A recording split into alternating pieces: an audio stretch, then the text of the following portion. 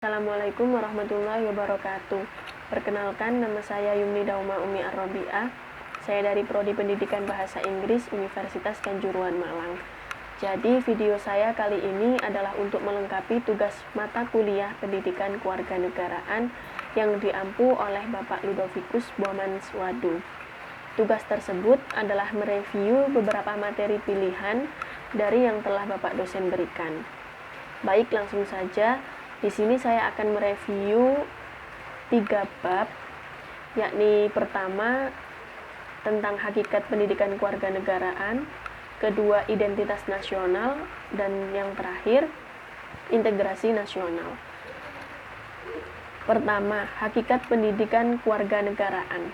Hakikat pendidikan kewarganegaraan adalah suatu upaya yang secara sadar dan terencana untuk mencerdaskan kehidupan bangsa bagi warga negara dengan menumbuhkan jati diri dan moral bangsa sebagai landasan pelaksanaan hak dan kewajiban dalam bela negara, demi kelangsungan hidup dan kejayaan bangsa dan negara. Maka dari itu, mengapa pendidikan kewarganegaraan selalu diajarkan di setiap jenjang pendidikan? Karena peserta didik adalah generasi penerus bangsa yang kelak akan melestarikan, mempertahankan, dan menjunjung tinggi nama baik negara. Pada bab ini, dosen kami Bapak Ludovicus Bomanswadu memberikan sebuah pertanyaan untuk kemudian kami diskusikan di kelas online kami. Dan pertanyaan tersebut adalah, melihat sejarah perkembangan pendidikan kewarganegaraan, mengapa istilah dan materi untuk pendidikan kewarganegaraan selalu berubah-ubah? Jawaban saya, menurut saya, karena pendidikan kewarganegaraan ini membahas tentang ketatanegaraan, maka materi dan istilahnya pun menyesuaikan dengan seiring berkembangnya negara. Baik, kita langsung saja ke bab yang kedua, yakni identitas nasional. Identitas nasional. Identitas adalah berasal dari kata identity yang artinya memiliki ciri khas, jati diri, tanda yang melekat pada suatu individu atau kelompok atau yang lainnya. Serta dapat pula identitas ini memiliki arti sebagai pembeda dengan yang lainnya.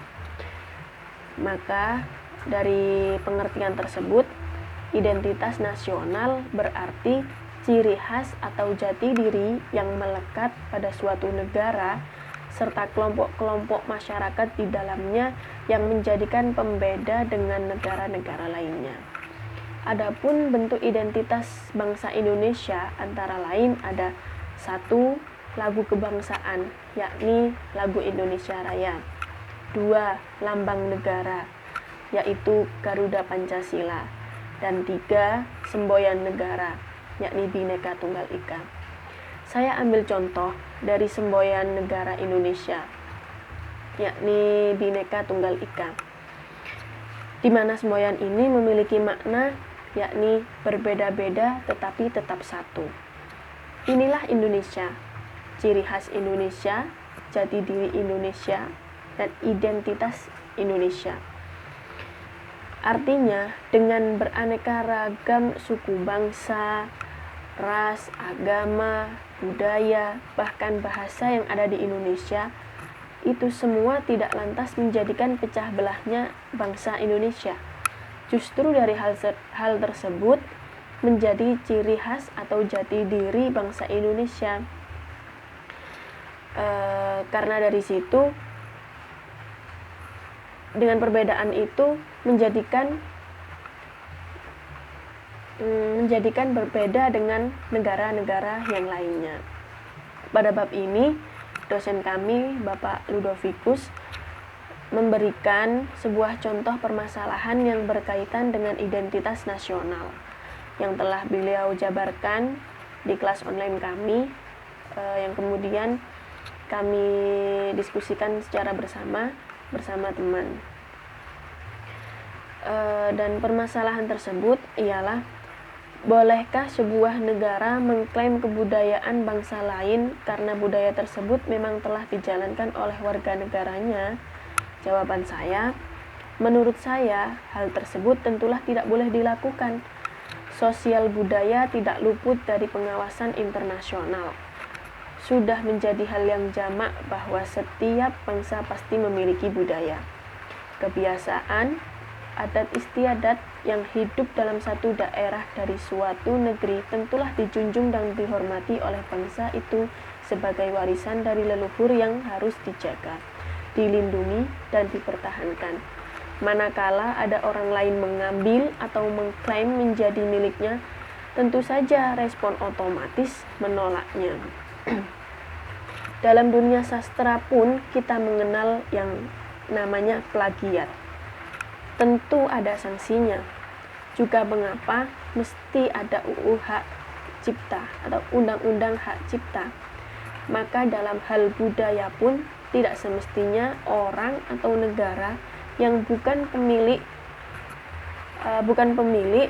mengklaim sebagai miliknya. Seperti yang pernah terjadi, beberapa budaya Indonesia diklaim sebagai milik negara lain, seperti batik, tarian reog Ponorogo, tari Padang Ulan dari Banyuwangi, dan lain-lain. Apakah tidak malu mengaku-ngaku yang bukan miliknya? Minimal inilah sanksi yang harus diterima bagi negara yang mengklaim budaya negara lain. Lanjut pada bab yang ketiga, yakni integrasi nasional. Seperti yang telah saya jelaskan pada bab sebelumnya, bahwa Indonesia memiliki aneka macam budaya, bahasa, agama, suku bangsa, dan lainnya. Maka dari itu, Indonesia butuh akan integrasi nasional, yaitu suatu proses penyatuan atau pembauran di berbagai aspek dalam kesatuan wilayah dan pembentukan bangsa yang harus dapat menjamin terwujudnya keselarasan, keserasian, dan keseimbangan dalam mencapai tujuan bersama sebagai suatu bangsa. Pada bab ini, dosen kami memberikan sebuah pernyataan yang dijabarkan dalam forum diskusi kelas online kami, yang kemudian kami diskusikan. Pernyataan tersebut adalah ketimpangan sosial di Indonesia masih sangat sering ditemukan di masyarakat kita. Menurut Anda, apa pengaruhnya bagi integrasi bangsa? Jawaban saya, menurut saya, dengan masih banyak terdapatnya ketimpangan, kesenjangan, atau ketidaksamaan di tengah masyarakat Indonesia, seperti halnya ketimpangan desa dan kota, kesenjangan kualitas sumber daya manusia, ketimpangan antar sektor ekonomi, ketimpangan antar golongan sosial ekonomi, dan lain sebagainya, sehingga menimbulkan dampak buruk bagi integrasi bangsa Indonesia. Seperti halnya banyak terjadi tindakan kejahatan, kemiskinan, hingga pengangguran. Bahkan hingga pada tingkat mencemarkan nama baik pilar ideologis negara Indonesia, yakni Pancasila. Khususnya pada sila kelima yang berbunyi keadilan sosial bagi seluruh rakyat Indonesia.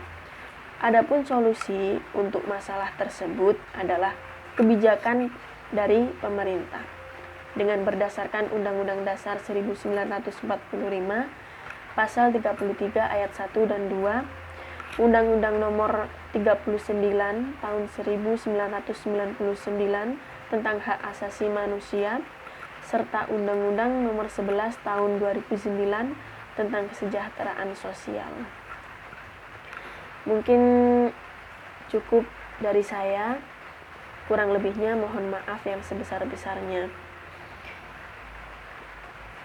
Sekian dari saya. Terima kasih. Wassalamualaikum warahmatullahi wabarakatuh.